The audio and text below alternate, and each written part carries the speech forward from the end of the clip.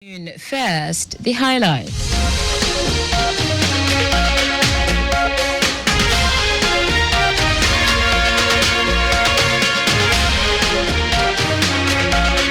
Lagos State's government reaffirms commitment to achieving universal health coverage. President Tinubu seeks National Assembly's approval for $2.3 billion for fresh loan. And the foreign Israeli force intercept new aid warship bound for Gaza. In sports, Nigeria's the Tigress to battle France, Germany, Korea in 2026 FIBA Women's Basketball World Cup qualifiers. Now the details. I am Taiwo Baruwa.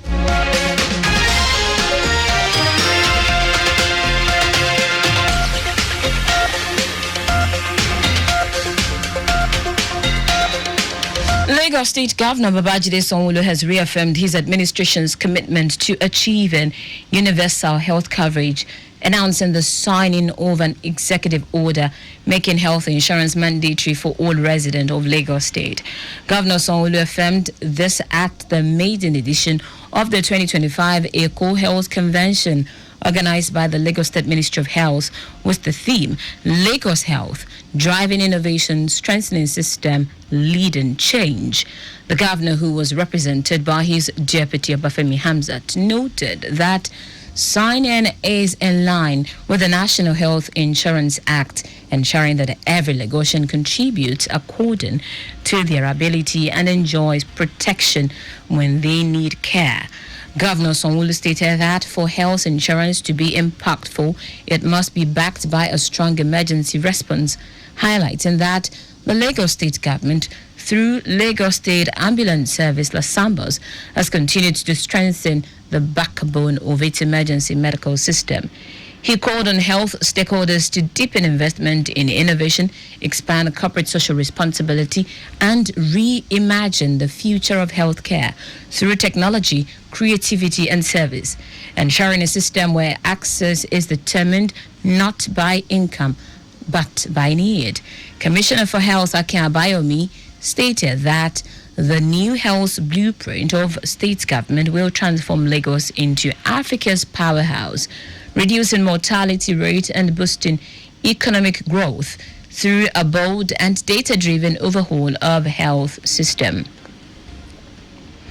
In a bid to deepen disability inclusion across all tiers of governance in Lagos State, the Lagos State Office for Disability Affairs, LASODA, has paid an advocacy visit to the Ministry of Local Government, Chieftaincy Affairs and Rural Development. General Manager of LASODA, Adenike Oyetunde Lawal, emphasized the need for greater attention to disability issues at the local level. She highlighted key areas including equitable employment opportunities for persons with disabilities, PWDs, identifying types of disabilities and their clusters, stating that care providers at the grassroots are equipped to support PWDs effectively. Oyetunde Lawal stressed the importance of community-level engagement, calling for proactive inclusion effort that would empower PWDs with the knowledge and tools required to contribute meaningfully to society. She advocated for collaboration with traditional rulers and community development associations, CDAs, to promote Agenda Plus, the disability-focused initiative under the administration of Governor Babajide Sanwo-Olu. Permanent Secretary, Ministry of Local Government, Chieftaincy Affairs and Rural Development, Kekelomo Bolarinwa, described the visit as timely and in alignment with the ministry's objectives for inclusive governance.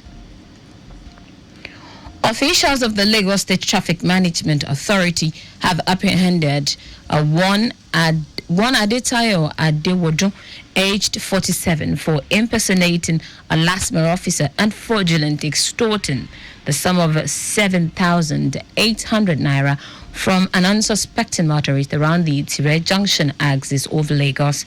LASMA Director, Public Affairs and Enlightenment Department, Adebayo Taufik, in a statement explained that the suspect accosted one Ayano Stephen, driver of a Hilux, belonging to a construction firm for allegedly making an unlawful turn at the aforementioned junction. The imposter deceitfully demanded the sum of 80,000 naira as a supposed penalty for the traffic violation, but later agreed to a sum of 7,800 naira, after which the motorist became suspicious and promptly contacted the agency through its toll-free hotline 0800 00 LASMA or 0800 005 027 862 to verify the authenticity of the alleged officer who was later apprehended. The general manager of LASMA, Olalikon Bakaraoke, commended the vigilance and prompt report made by the motorist, describing it as a demonstration of civic responsibility. He reaffirmed the agency's unwavering dedication to integrity, professionalism, and transparency in traffic management operations throughout Lagos State, reiterating the agency's zero-tolerance policy towards impersonation and fraudulent practices. Now to the rest of the stories. President Bola Tinubu has again written to the National Assembly seeking approval for a fresh external borrowing of $2.3 billion. This is in addition to a plan to issue a $500 million sovereign sukuk, which will mark Nigeria's debut in the international Islamic finance market.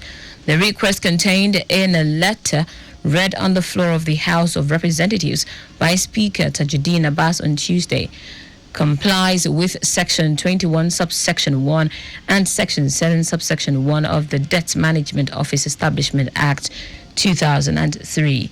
The borrowing plan seeks legislative approval for external financing to implement the 2025 Appropriation Act, refinance maturing Eurobonds, and expand Nigeria's debt instrument to include Islamic finance product.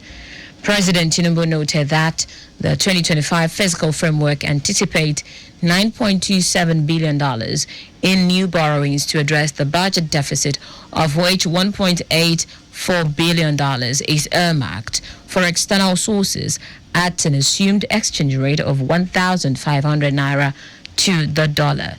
He assured lawmakers that the Federal Ministry of Finance and the Debt Management Office would engage reputable transaction advisors to secure the best pricing and terms amid volatile global market conditions. The Federal Road Maintenance Agency, FEMA, has launched a special intervention codenamed Operation Safeguard the Road, aimed at reducing road traffic crashes in Kogi State. The program was inaugurated by the Federal Road Maintenance Engineer in the state, Mukhtar Abdurrahim, at Ochadamu along the Tobe Ayengba Road. Abdurrahim explained that the initiative seeks to improve road safety, reduce travel time and cost, and provide temporary employment opportunities for youth in communities along major federal roads. He highlighted that the program would include controlling vegetation along the roads to enhance visibility and desilting lined drains and culverts to prevent flooding and lower maintenance costs. In foreign news now, a new small warship heading to the Gaza Strip with food and medical supplies on board has been intercepted by Israeli forces, according to the Freedom Flotilla Coalition and 1,000 Medlins to Gaza, which are jointly running the operation. The fleet, made up of 9 vessels and 150 people, was stopped in international waters. The Israeli government said the vessels and the passengers are transferred to an Israeli port and that all the passengers are safe and in good shape. Organizers of the new attempt initially said 3 of its boats had been intercepted in the early hours of Wednesday. Last week, Israel's military stopped a 42-boat aid convoy with 479 pro-Palestinian activists on board, most of them including Swedish climate campaigner Greta Thunberg, were detained and later deported, but 138 remain in detention. The Israeli military launched a campaign in Gaza in response to the Hamas-led attack in southern Israel on 7th October 2023, in which about 1,200 people were killed and 251 others were taken hostage. In sport now, Nigeria's senior women's basketball team, the Tigers, have been drawn in a tough group alongside France, Germany, Korea, Colombia, and the Philippines for the final qualifying phase of the FIBA Women's Basketball World Cup 2026. The four-time African champions will compete in Lyon, Villeurbanne, France, one of the four host cities for the global qualifiers scheduled to take place from March 11 to 17, 2026. The qualifiers will serve as the final gateway to the world's biggest women's basketball tournament, where 16 nations will battle for glory. And that's it on the news at noon. But just before we go, remember, speed thrills but kills. Please avoid excessive speed. You can follow us and like all our various social media platforms: X at Traffic Radio 961, Facebook Lagos Traffic Radio 96.1 FM, Instagram Lagos Traffic Radio 961. Subscribe and watch news and programs live on YouTube at Traffic Radio 961. Visit our website on www.trafficradio961.ng. You can also listen to Lagos Traffic Radio 96.1 FM live on My Lagos app for timely updates. Did you know that the Sanwo-Olu administration upgraded two higher institutions to universities? You can get more details on the Lagos State Government website. To end the news, here are the highlights of the major stories. Lagos State Governor Babajide Sanwo-Olu has reaffirmed his administration's commitment to achieving universal health coverage, announcing the signing of an executive order making health insurance mandatory for all residents of Lagos.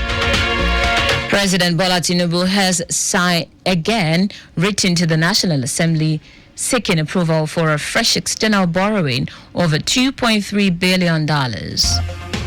We also told you that a new small warship heading for the Gaza Strip with food and medical supplies on board has been intercepted by Israeli forces.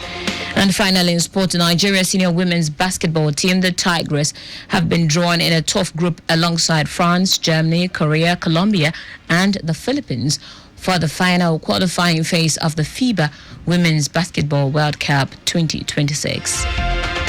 For contacts with the newsroom, send a message to info@trafficradio961.ng.